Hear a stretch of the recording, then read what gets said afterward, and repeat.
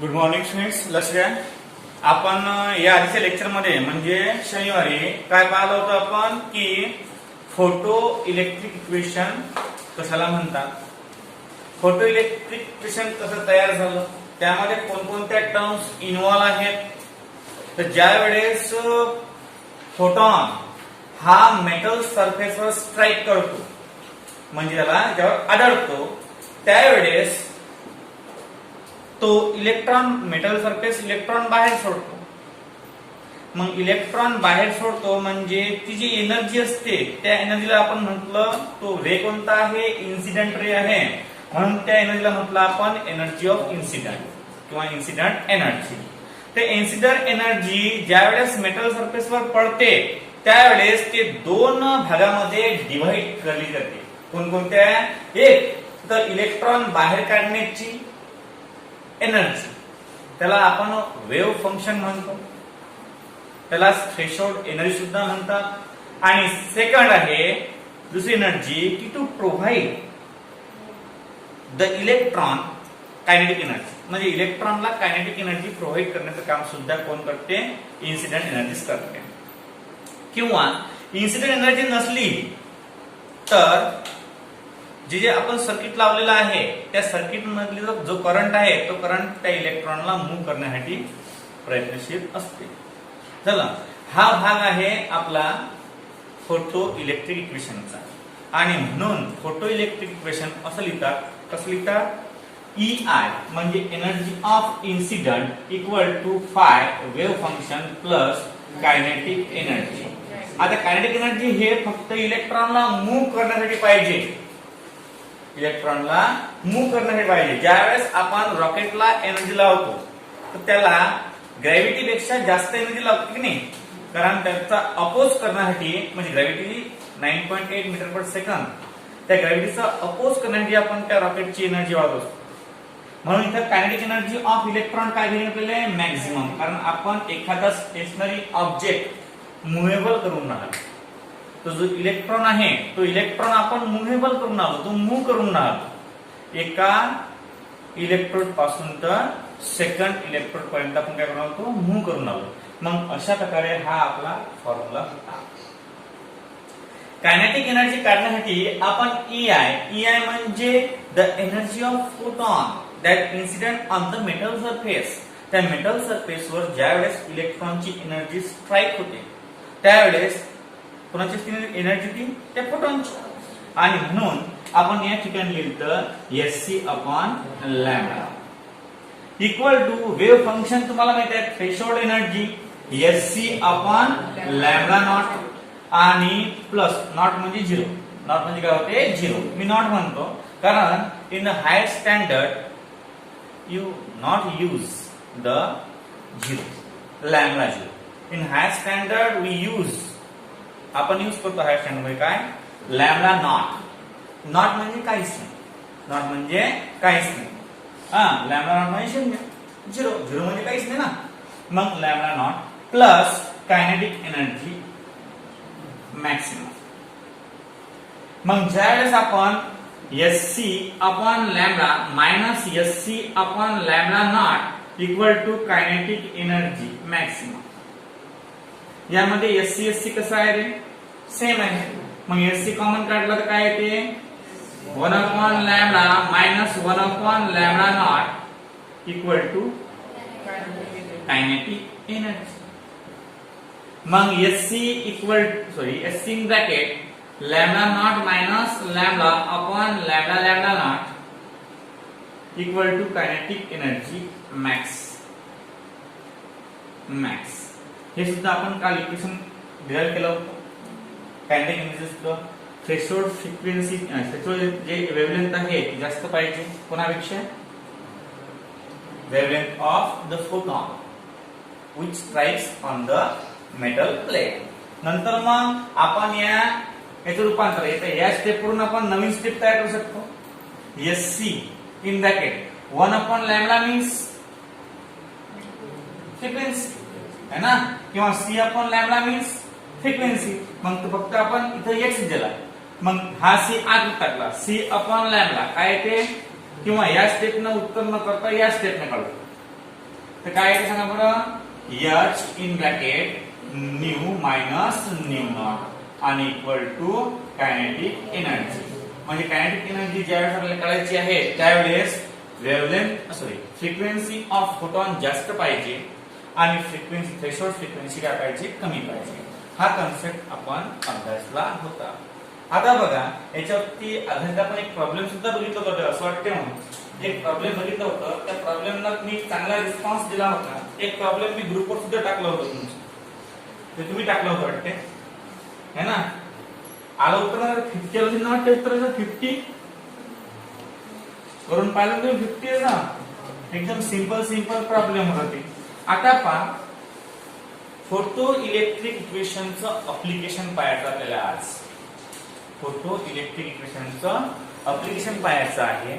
नंतर सेकंड जो पार्ट पाहायचा आहे आपल्याला, तो पार्ट कोणता पाहायचा आपल्याला की कंडिशन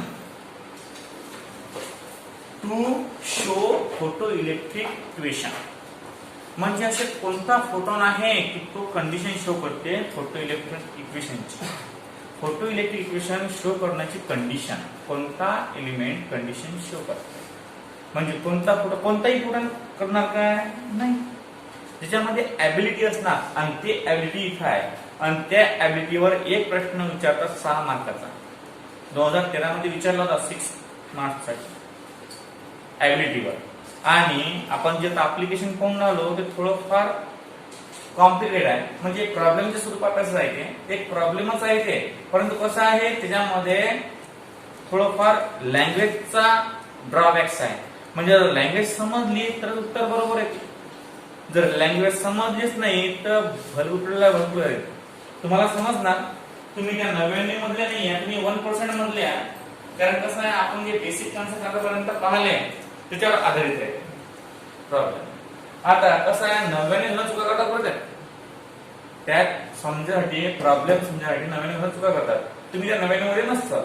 हा तुम्ही मग कशामध्ये असाल, तुम्ही ते 1% मध्ये आहात. म्हणजे तुम्ही हुशार आहात असं इरेग्युलरली म्हणणं आहे. पहा number application on the photo electric equation. याच्यामध्ये प्रॉब्लेम आहे. पहा the wavelength to show, the wavelength फक्त लिहू नका, wavelength to show, the wavelength to show photo electric effect, photo electric effect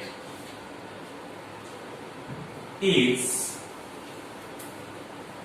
200 nanometer.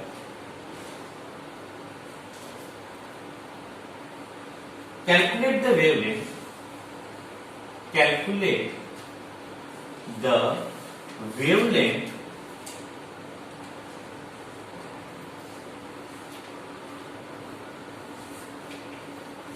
of radiation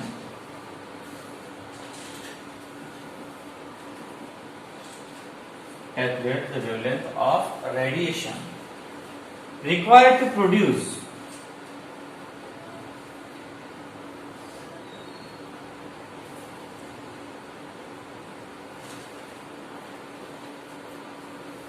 photoelectron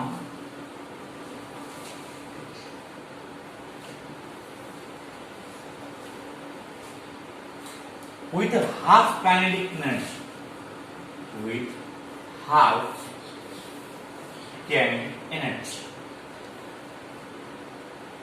of the photoelectron, of the photoelectron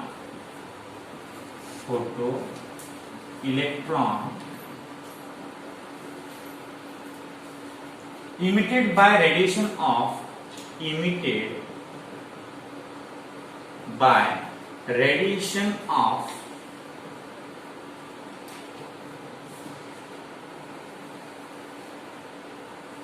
wavelength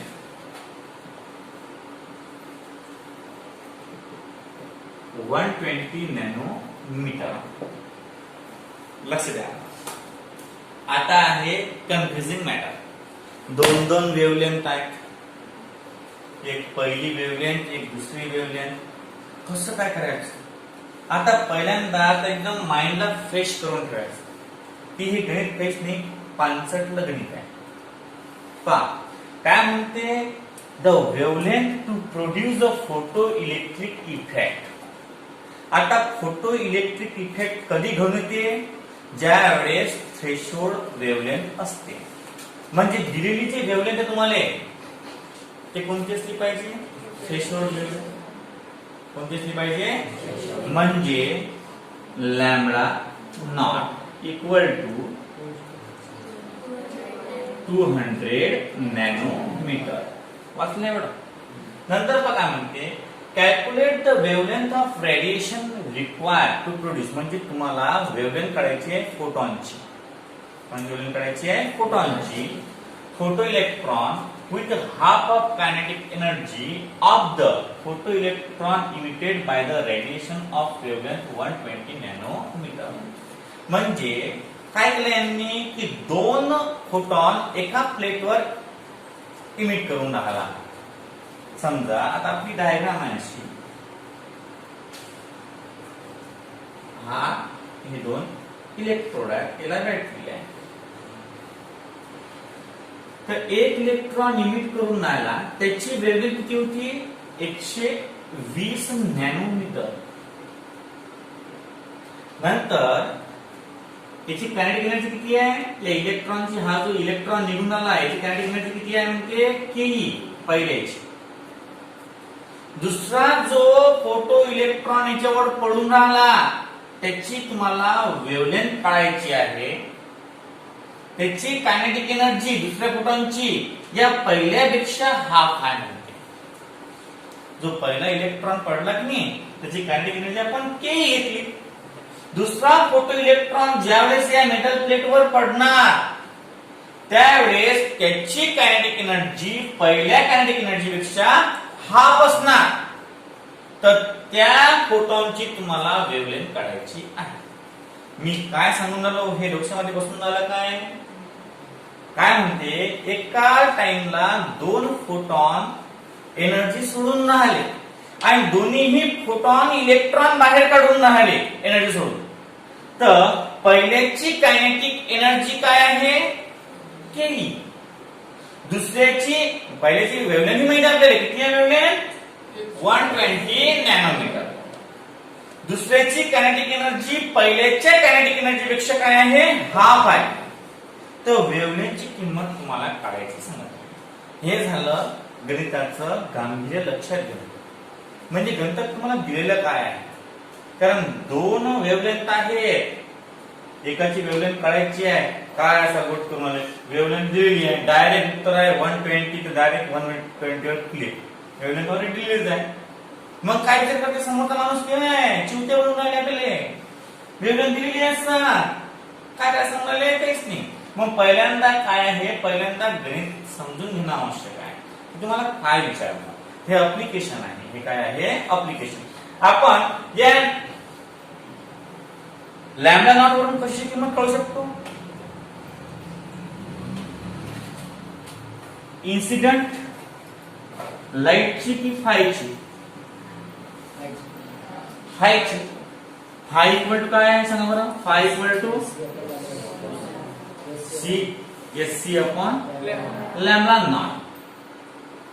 मग lambda नॉटची किंमत दिलेली आहे, S C आपण काय नॅनोमीटर साठी 1240 अपॉन लॅम्बडा नॉट 200. हे काढायचे नाही सध्या, आपण काढू शकतो फाय, आपण काय करू शकतो, काढू शकतो फाय. मग आता आपल्याला सॉल्व्ह करायचं आहे गणित. एनर्जी ऑफ इन्सिडेंटचा फॉर्म्युला वापरू. Energy of incident equal to काय असते, phi plus kinetic energy maximum. जमलं. आता एनर्जी ऑफ इन्सिडेंट काय असते, S C upon lambda equal to हे काय असते, S C upon lambda nought आणि प्लस कायनेटिक एनर्जी मॅक्स. जमलं. आता आता हे झालं पहिल्यासाठी. व्हॅल्यू टाकून द्या, एस सी अपॉन 120. का बरं, कारण वेवलेंथ दिली आपल्याला पहिल्याची. जे दिलेलं आहे ते लिहून घ्यायचं पहिले. Equal to SC upon 200 plus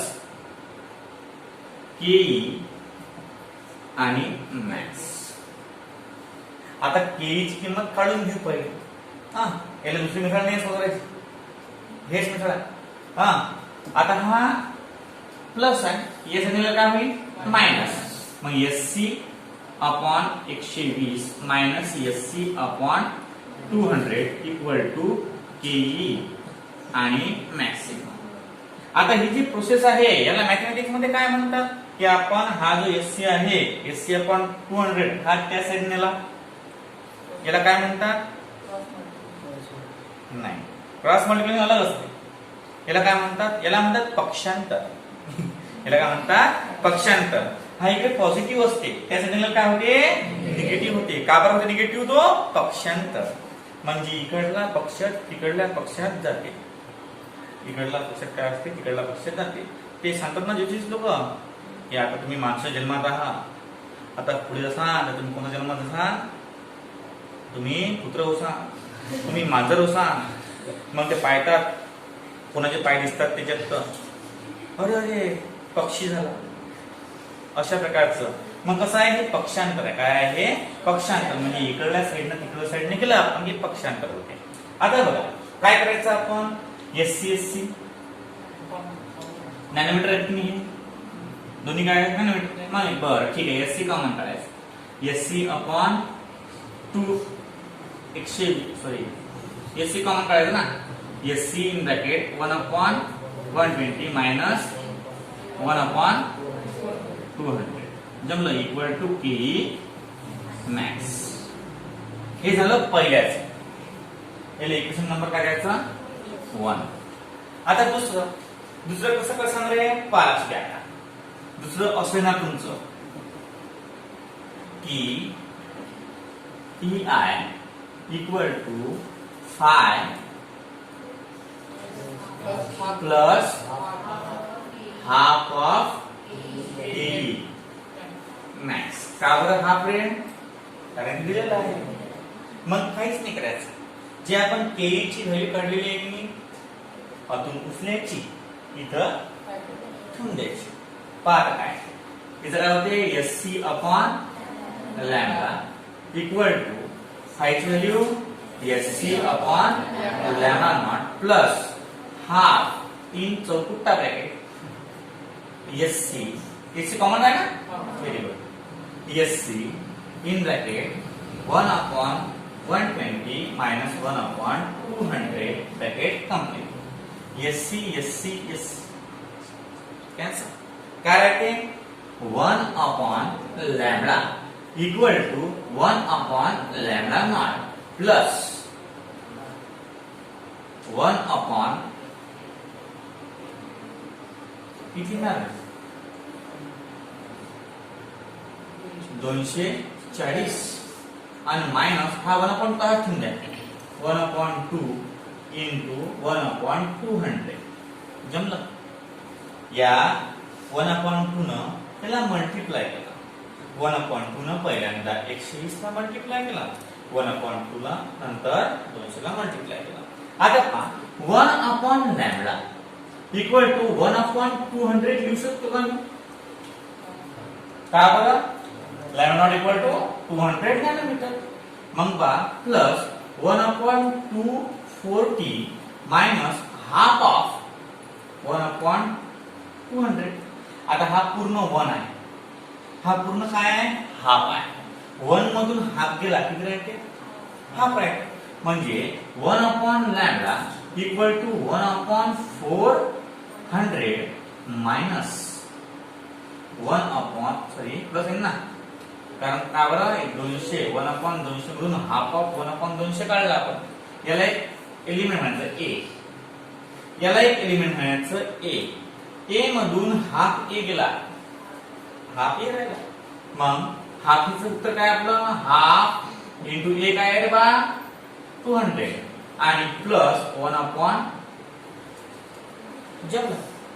आता 1 upon lambda equal to 1 upon 400 plus 1 upon 240. झालं. नंतर काय येणार 1/λ इक्वल टू 240 आणि 400 रे 640 अपॉन मल्टीप्लिकेशन दोघांचा आहे ना 400 इंटू 200 0 0 कटला कटला कटला नाही कटला ना बरं अजून 240 आहे ना 240 0 कटला मग काय उत्तर हा 8 8 64 8 असं दिलं काय ते 1/λ इक्वल टू काय ते 8 अपॉन 400 इंटू 3 8 1 8 पंच 40 म्हणजे 1/λ इक्वल टू 1/5 3 15 150 बाय युनिव्हर्टेंडो म्हणजे तुम्हाला युनिव्हर्टेंडो म्हणजे डोक्याखाली पाय वाटते डोक्याखाली पाय वाटते म्हणजे लॅम्बडा इक्वल टू 150 नॅनोमीटर हे आहे याचं answer application of photo electric equation.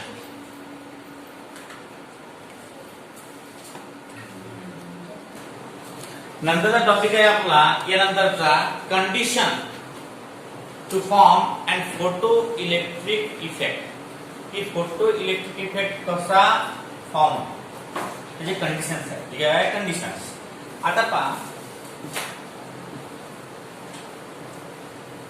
Photo electric effect condition मध्ये कसं असतं ते की फोटो इलेक्ट्रॉन कधी बाहेर पडतो इलेक्ट्रॉन कधी बाहेर पडतो कोणत्या कंडिशनला इलेक्ट्रॉन बाहेर पडतो आणि कोणत्या कंडिशनला इलेक्ट्रॉन बाहेर पडत नाही ह्या दोन कंडिशन आहेत. म्हणजे आपण जी आपली डायग्राम काढली होती कोणती एक ट्यूब घेतला होता त्या ट्यूब मध्ये 2 इलेक्ट्रोड लावले होते. फर्स्ट लावला होता कोणता फर्स्ट लावला होता एनोड मेटल वाला इकडे लावला होता कॅथोड. त्या डायग्राम वर डिपेंड आहे दुसरं काहीच नाही आहे. पहा एक आपली डायग्राम आहे अशी मस्त एकूण एक इलेक्ट्रोड असा एकूण एक इलेक्ट्रोड असा आणि काय आहे बॅटरी जमलं. मग आता हा इलेक्ट्रॉन फोटॉन याच्यावर बंबार्डिंग झाला म्हणजे स्ट्राईक झाला. स्ट्राईक झाल्याबरोबर इन्सिडेंट ऑफ एनर्जी इलेक्ट्रॉन बाहेर पडला आणि कायनेटिक एनर्जीनं तो फिरायला सुरुवात झाला. मग आता इथं फाय आहे काय इथं फाय तिथं आदळल्यावर येणारी एनर्जी. मग काय म्हणणं याचं हा फोटो इलेक्ट्रिक इफेक्ट केव्हा प्रोड्यूस होतो ज्या वेळेस हे जे ई आय ची किंमत आहे हे फाय पेक्षा मोठी असेल तर आपलं इक्वेशन काय आहे E I equal to phi plus K max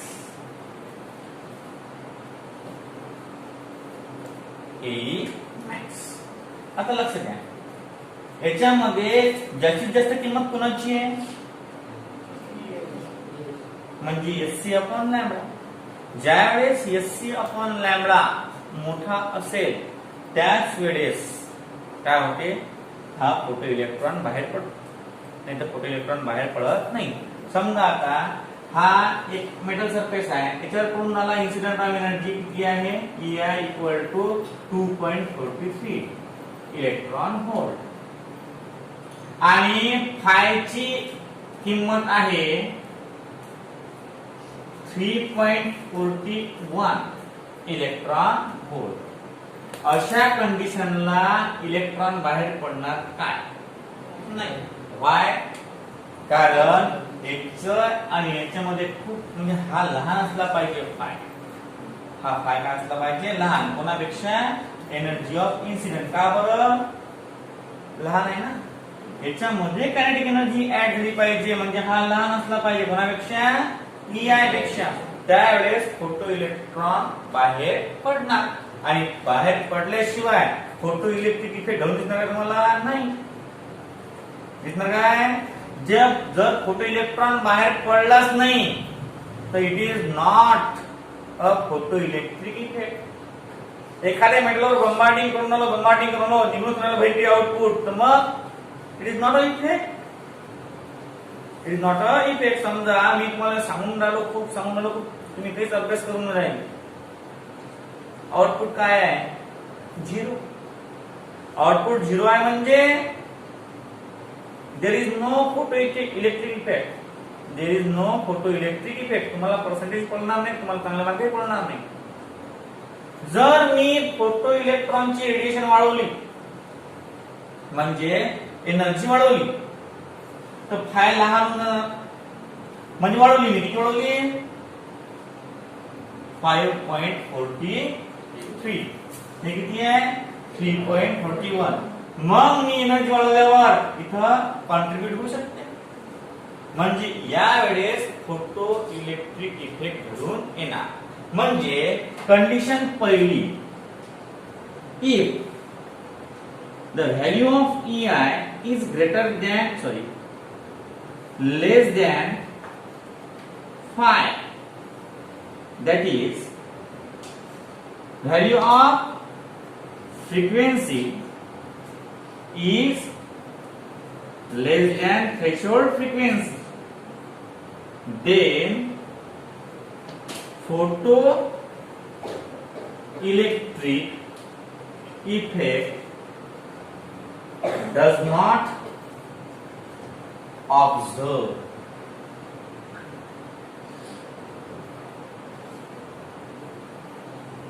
If EI is greater than 5, that is mu is greater than mu naught, then photoelectric effect is observed. याच्यावर एक प्रश्न आला होता 2013 मध्ये. याच्यावर एक प्रश्न 2013 मध्ये जेई मध्ये वाटते की नीट मध्ये आला होता. जेई मध्ये आला होता. जेई मध्ये 6 मार्क्सचा प्रश्न आला होता. त्याने दिलं होतं इथं असे मेटल दिले होते आणि खाली त्यांच्या फायच्या व्हॅल्यू आणि EI च्या व्हॅल्यू दिलेल्या होत्या. मग त्याच्यावरून तुम्हाला कॅल्क्युलेट करायचं असते.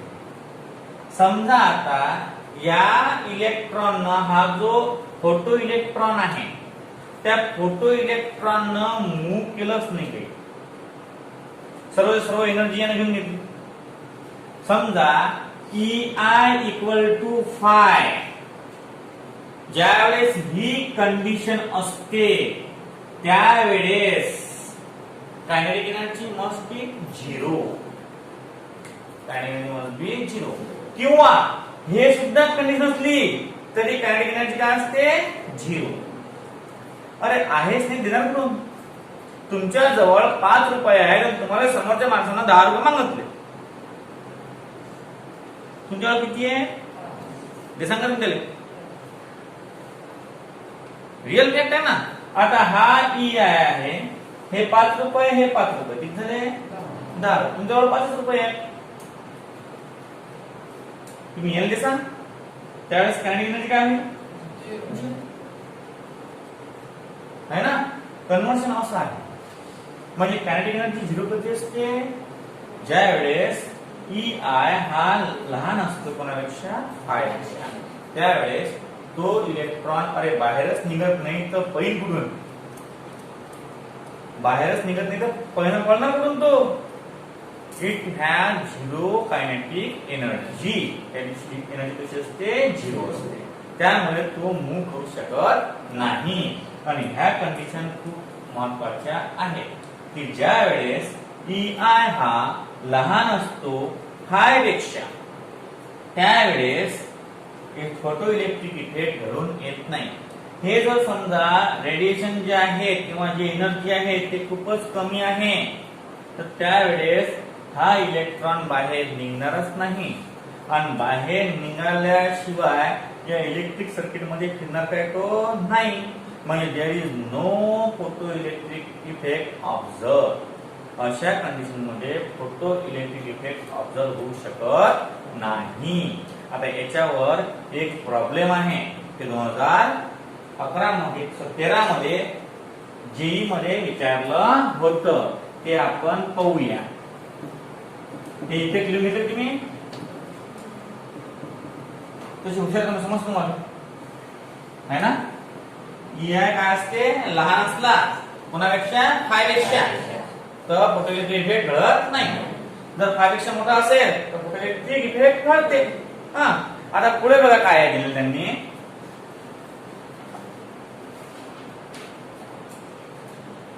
The work function F, the work function F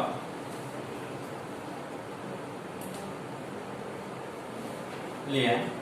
the work function F, the work function F phi for some metal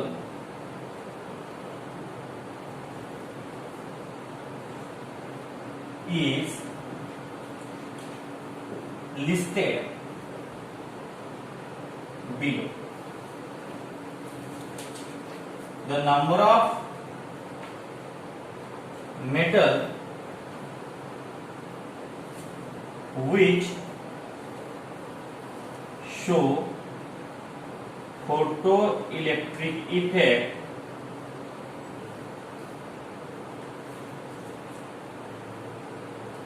when a light of 300 nanometer wavelength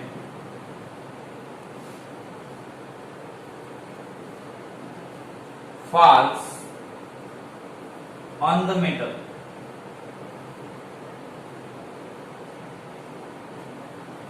is metal wave function.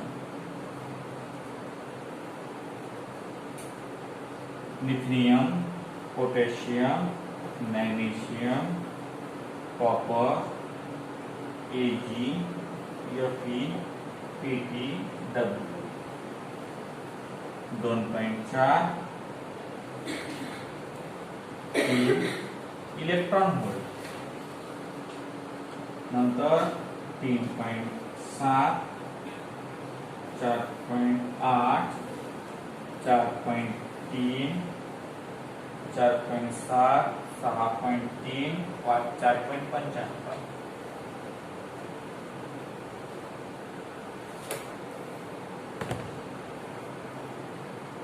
हे फायची किंमत आहे. फायची किंमत आहे हे फायची किंमत.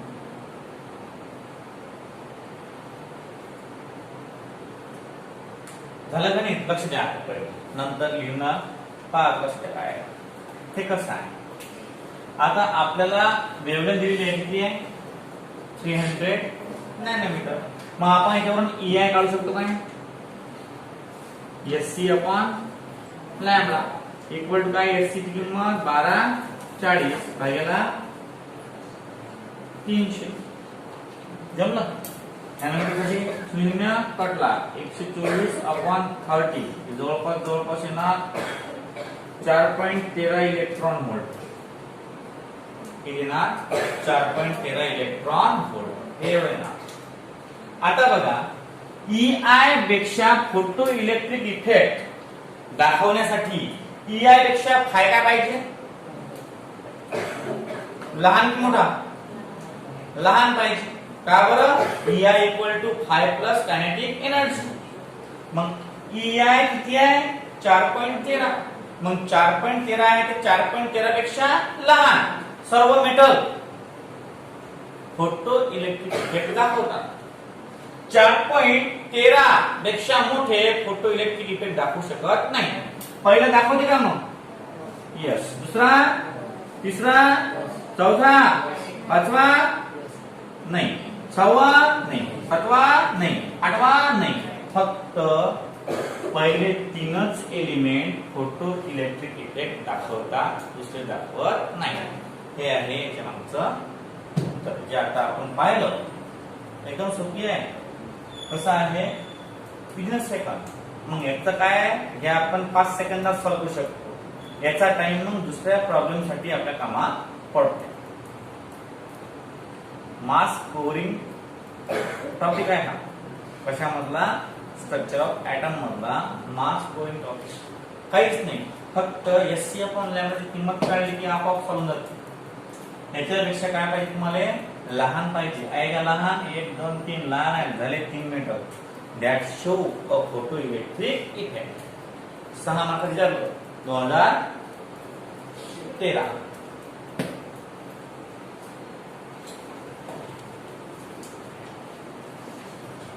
आता पुढे बघा कसं आहे. आता आपल्याला हा कॉन्सेप्ट इथं स्टॉप झाला. आता अजून दुसरा नवीन कॉन्सेप्ट आहे आपला, स्टॉपिंग पोटेन्शियल. काय आहे, स्टॉपिंग पोटेन्शियल. आता स्टॉपिंग पोटेन्शियल म्हणजे काय, त्या पोटेन्शियल मध्ये, म्हणजे हेडिंग मध्ये उत्तर आहे, पोटेन्शियलला स्टॉप करणं. पोटेन्शियलला काय करणं, स्टॉप करणं. म्हणजे नवीन आहे stopping potential. Potential V0. Stopping potential V0. आपली डायग्राम आहे, लक्ष द्या. अशी अशी आणि अशी अशी, नंतर अशी अशी. हा आपला कोणता आहे, कॅथोड असते की एनोड असते? हा, खरं सांगा.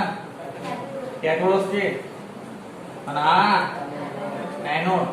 कॅथोडवर चार्ज कोणता देता आपण मागच्या गणितामध्ये, निगेटिव्ह होता ना, आणि एनोडवर पॉझिटिव्ह. जमलं, व्हेरी गुड. पाच असे ज्यावेळेस याच्यावर फोटॉन पडते त्यावेळेस काय करते, याच्यामध्ये इलेक्ट्रॉन बाहेर पडते आणि तो काय होते, कायनेटिक एनर्जीनं एनोड कडे मूव्ह करते. ज्यावेळेस फोटॉन त्या मेटल प्लेटवर पडतो त्यावेळेस तो इलेक्ट्रॉन बाहेर सोडतो आणि तो इलेक्ट्रॉन त्याच्यामध्ये असणाऱ्या कायनेटिक एनर्जीने तो पडतो. याचं पळणं थांबलं पाहिजे. याचं पळणं थांबलं पाहिजे. असं काय करू आपण की याचं पळणं थांबणार? बॅटरी काढून टाकू. अरे बाबा, हा जो फोटॉन आहे हा फोटॉन एनर्जी प्रोव्हाइड करून आला. बॅटरी तर येणार नाही आहे. बॅटरी आहे म्हणून फिरून आला का तो? नाही. बॅटरी ते रेग्युलरिटीसाठी लागेल आहे. फोटॉन फर्स्ट फिरून आला कारण इन्सिडेंट एनर्जी बनवलं नाही. Incident energy divided into 2 parts. Number first, wave function, and number second, maximum kinetic energy.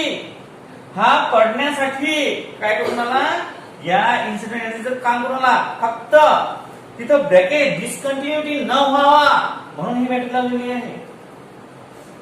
तो बॅटरीचा वगैरे पाहू शकतो ना, असं काही नाही आहे. आता आपल्याला या इलेक्ट्रॉनच्या कायनेटिक एनर्जीचं रूपांतर पोटेन्शियल एनर्जी मध्ये करावं लागते. आणि ज्यावेळेस आपण या कायनेटिक एनर्जीचं रूपांतर पोटेन्शियल एनर्जी मध्ये करू त्यावेळेस हा इलेक्ट्रॉन स्टॉप होणार. आता या कायनेटिक एनर्जीचं रूपांतर पोटेन्शियल एनर्जी मध्ये करण्यासाठी आपल्याला काय करावं लागेल,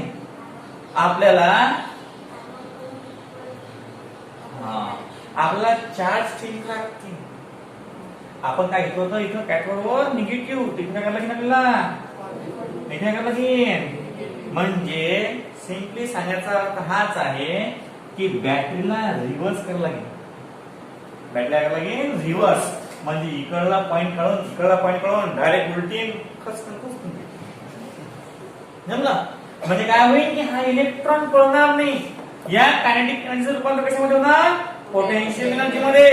आणि मग ते जे पोटेन्शियल यूज होणार त्याला म्हणतात स्टॉपिंग पोटेन्शियल. त्याला म्हणतात स्टॉपिंग. समजलं का काय पॉइंट आहे तर, ज्यावेळेस हा फोटॉन त्या मेटलवर असा पडतो with the form of waves, पडल्यावर तो इलेक्ट्रॉन बाहेर निघतो विथ कायनेटिक एनर्जी तो एका म्हणजे कॅथोड जवळून एनोड कडे जातो.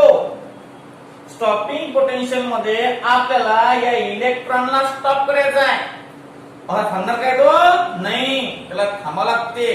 का बरं? कारण आपण बॅटरीच उलटी करून टाकू. थांबला, बॅटरी उलटी केली म्हणजे थांबला. गाडी चालते की नाही? मग गाडीला चालल्याने काय करतात? ब्रेक लावा तुम्ही, brake, that is stopping potential. Brake लावणं म्हणजे त्या गाडीचे जे पेट्रोल मध्ये इलेक्ट्रॉन आहेत ते इंजिन मध्ये भिजतात असे कसं ते इलेक्ट्रॉन थांबवावं लागतात. आणि ते थांबवण्यासाठी काय करतो आपण? डायरेक्ट चाबी बंद, गाडी इंजिन बंद. म्हणजे काय करतो आपण? Direction reverse. डायरेक्शन काय करतो? रिव्हर्स. मग तशाच प्रकारचं बॅटरी रिव्हर्स करावं लागते. आणि बॅटरी रिव्हर्स केली, इलेक्ट्रॉन स्टॉप, इलेक्ट्रॉन जाग्यावर थांबतात. अशा प्रकारचं आहे स्टॉपिंग पोटेन्शियल. लिहा definition.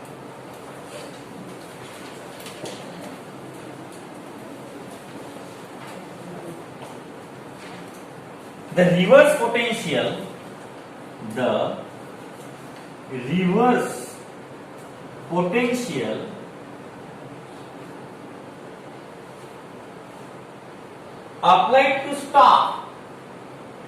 applied to stop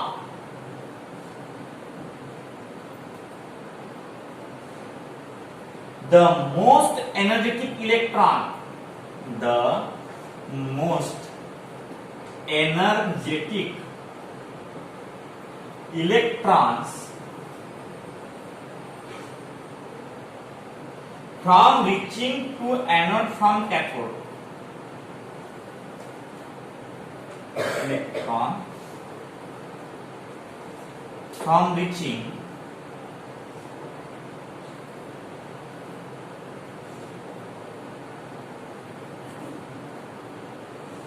to anode from cathode.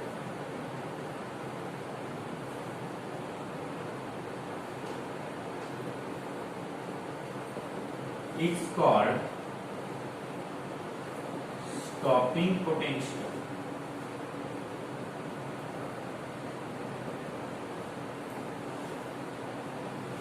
Enough. आता इथे एनर्जेटिक काय म्हटलंय नाही पहा. एनर्जेटिक इलेक्ट्रॉन म्हटलंय. एनर्जेटिक म्हणजे एनर्जी असते त्याच्यामध्ये, थोड्यामध्ये एनर्जेटिक इलेक्ट्रॉन, त्याला स्टॉप करायचा आहे. समजा एखादा पोरगा एकदम खूप मस्त मला कुठून राहिला आपल्याला स्टॉप करायचा आहे. काय करतो आपण? रिव्हर्स करंट अप्लाय करतो त्याच्यावर, फटकन मारतो, थांबला. तशा प्रकारचा हा एनर्जेटिक आहे. खूप एनर्जी आहे भरलेली, खूप एनर्जी आहे, त्याला स्टॉप करायचा आहे. म्हणजे एनर्जेटिक इलेक्ट्रॉनला कॅथोड जवळून एनोड जवळ जाऊच द्यायचं नाही. कॅथोड जवळून एनोडला जाऊच द्यायचं नाही, त्याला म्हणतात स्टॉपिंग पोटेन्शियल. समजली का व्याख्या? स्टॉपिंग पोटेन्शियल काय म्हणतात तर अशा प्रकारे आपण आज एवढा टॉपिक पाहिला. यानंतरचा पार्ट जो आहे तो आपण नेक्स्ट लेक्चर मध्ये बघूया.